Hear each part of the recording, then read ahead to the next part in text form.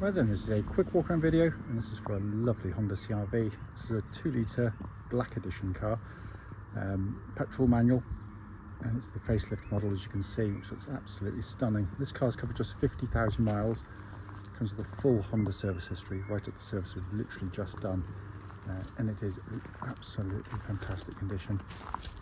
Go around the car for you. Front of the car first. New style front end, looks really nice on these cars.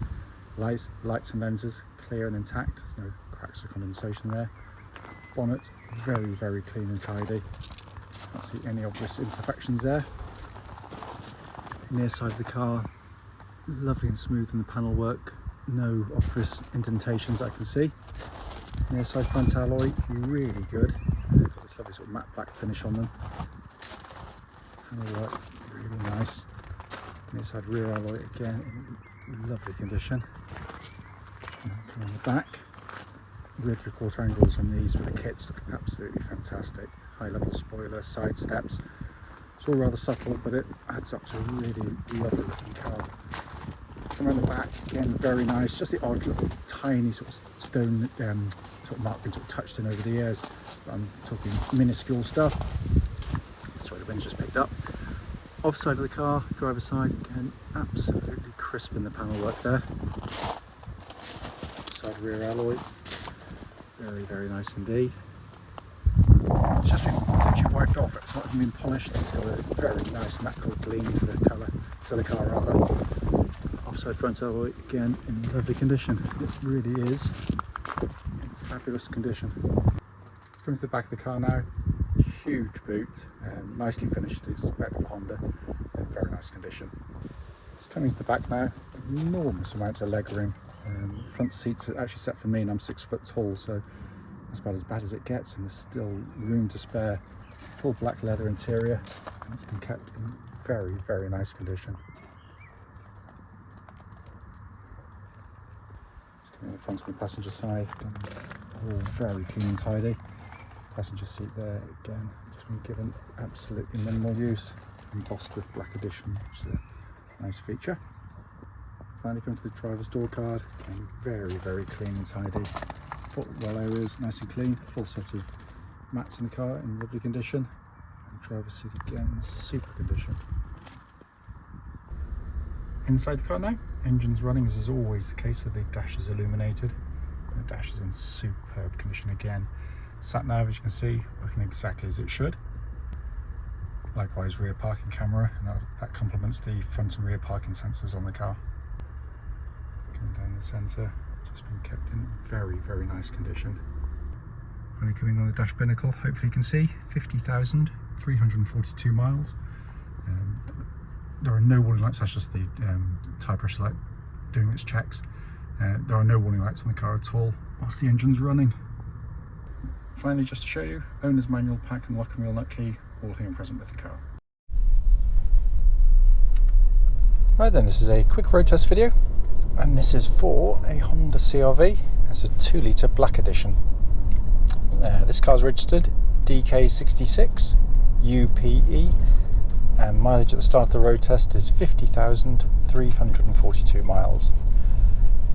The reason for all of our videos, and especially this road test section, is to ensure that if anyone's out there looking at any of our cars online, they get to see the very car advertised actually in operation.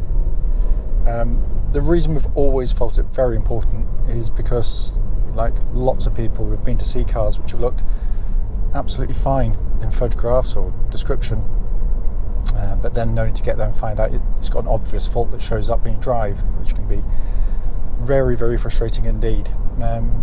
We also do the video on these very quiet country roads in this beautiful part of Gloucestershire. This actually forms part of the road test route we take our customers on, and the hope is, of course, it'll be representative of what you'd feel yourself if you went on a test drive in the car. So coming to the car, this particular example has been very well looked after. All of the servicing it's had has been done by Honda, right up to the service we've just done, and it's not really due yet, but we like to check them over before they go out. And it is immediately obvious when you drive the car straight away, because it just feels absolutely as tight as a drum. Twist the key, engine starts instantly, of course, and settles to a smooth, even idle. There are no warning lights on the dashboard at all relating to the engine or any other part of the car. And temperature gauge is running as a third, which is exactly where it should be on a Honda car. The engines are the typical Honda 4-cylinder petrol engine, and they build the best 4-cylinder engines in the world. They have a reputation, and a deserved one, for being the most reliable and longest lasting engines in their class, helped by the fact that they run timing chains and there's no belts to worry about or brake on them. But more than that, it's just such a lovely engine to use. It's smooth, it's docile, it's flexible. You can tootle around in that sort of higher gears than you think, but drop it a couple of gears and it zips along. But when you do rev the car, it's got that classic Honda induction sound, which sort of doesn't assail your ears, put your foot down. It just absolutely sings. It's such a lovely, lovely unit. It really is. Engine then feeds through into the clutch and gearbox. Clutch is fine on the car. Bike puts exactly where it's meant to be. It's lovely and smooth in operation. Gear lever and gearbox, just a superb gearbox. Too many manufacturers seem to think that if you're offering an SUV, that means you can get away with giving a gear change, which is more like kind of like a commercial van. Honda work incredibly hard at things like this to feel satisfying to use, be nice in operation, but something you'll enjoy using rather than having to do it. Starts with the positioning of the gear lever, which is perfection. Your hand falls naturally to it. The angle, planar change is again absolutely superb, but it's just so short in throw, so mechanical, slick feeling. It's just a wonderful, wonderfully engineered gearbox. And again, they've got a reputation for being incredibly tough.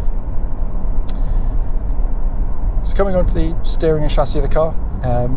Steering of the car tracks nice and straight. There's no vibrations at this speed or any speed up to the legal limit actually. But again, it's very nicely done. The modern fad is for electric power steering, and this is no different. There's lots of advantages to it. Unfortunately, the disadvantages are that, again, it seems a temptation for manufacturers to give kind of light, lifeless, vague steering. This is the opposite of that. It's got weight to it. When you do turn into a corner like this, minimal movement, absolutely pinpoint accurate, never feels nervous at any speed. It really is your friend, and it works beautifully with the chassis. I've always said that, because it is very frustrating when you read or watch some videos online, YouTube videos, road tests. The common criticism of CR-V is that, it's not very sporty, it's not very exciting. Nope, it's not, but I don't see that actually as a criticism, because it's not meant to be. This is a family car to get families from A to B, but it's lovely to drive, and that they can't deny. Because it's, if you want something to hurtle around the lanes in, you buy a sports car, and this is not what it's for. It gives you this beautifully compliant ride, which is very, very comfortable indeed. But it's set up so that it doesn't allow for huge amounts of body roll, and more importantly, kind of the secondary motions, which are the ones that are incredibly nauseating. So you can get some cars in this class where they can be very softly set up, and they can initially feel very pillowy and comfortable, and you think, that's lovely, and then drive it for half a mile down a B road and you've all turned green. This copes with all situations absolutely brilliantly. It'll flow through corners with incredible ability actually. It just glides through, and yet it's still on surfaces which are awful like this one is incredibly comfortable indeed. Incidentally, no clonks, no rattles from underneath the vehicle, so all in very, very fine order there. Brakes on the car, make sure one's directly behind. That's a really good brake pedal on the car, nice and powerful, no pulsing, no vibrations coming back through the brake pedal, so all in fine order. Worth pointing out, by the way, the car's going to be heading off for a MOT hopefully tomorrow, and that's done independently of us. We've got no input into it, so I don't envisage them finding anything. It's just such a lovely car, this one. And then finally coming inside, videos cannot, of course, get across just how well put together a car is. And these are beautifully built cars. And Honda don't go for kind of the showy things, which is just not their way, actually. They know this car is going to be used, and probably used very well indeed, by sort of families and kids, and that can be a tough test. But they design it for that test, so they're very resilient to being bashed about. Not to say they can't be damaged, of course, but no squeaks, no rattles, durable, nice sort of soft touch here, harder stuff down here, but it's easy to clean, it's easy to spill something, or I hate to think what else could happen, but they make it easy to look after, which is why they're generally in very nice condition. Also a lovely place to sit, fantastic visibility around the car, quite a low dash line as well, which is nice. Huge wing mirrors, which if you're sort of lane changing or reversing, are really, really nice indeed. But the dash itself, which is very well equipped, by the way, is 2 days in the car and you pretty much mastered it. It's very easy to sort of navigate your way around. Starting off with the navigation system, Garmin based, very simple. It's doddle to come to terms with. Down below that, a dual zone climate control system, which offers different temperatures side to side if you so wish, and that pumps out lovely cold air, by the way. All of the switchgear, every button you press has again that same satisfying high quality damped feel to it that Honda give you, a bit like in a really good 80s or 90s hi-fi system. They were always really lovely to turn and touch. Japanese do that kind of thing incredibly well. Then dash binnacle in front, simple legible dials. Finally this lovely leather-bound steering wheel, which is, like the rest of the car, in lovely condition. Zero wear that I can see. This is, by the way, a four-wheel drive version of the CR-V, albeit there's no buttons to press. It does it all for you. Honda worked out very early on that most people will be driving as I am right now, where you just don't need four-wheel drive whirring away constantly. So what it does, it drives in the most efficient way it possibly can, and that's in front-wheel drive only, two-wheel drive, for 99.9% of the time.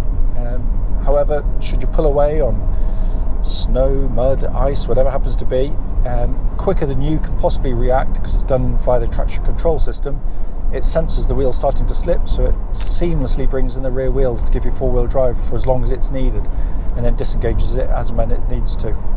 It is genius in the way it operates. We've owned, I hate to think how many CR-Vs over the years, and we've never come close to getting stuck with one, and we tow a caravan across some pretty muddy fields on occasions. The advantages of the system are patently obvious. It's going to get through tyres less quickly, you'll use less fuel as a consequence, and it puts far less mechanical stress through the vehicle. So robust that in, I hate to think, nearly 3 decades now, selling CR-Vs, and I'm talking thousands of them, by the way, I genuinely can't remember putting a spanner on a single four-wheel drive system on one of them, so it is incredibly robust. I can't fault this car, drives absolutely beautifully.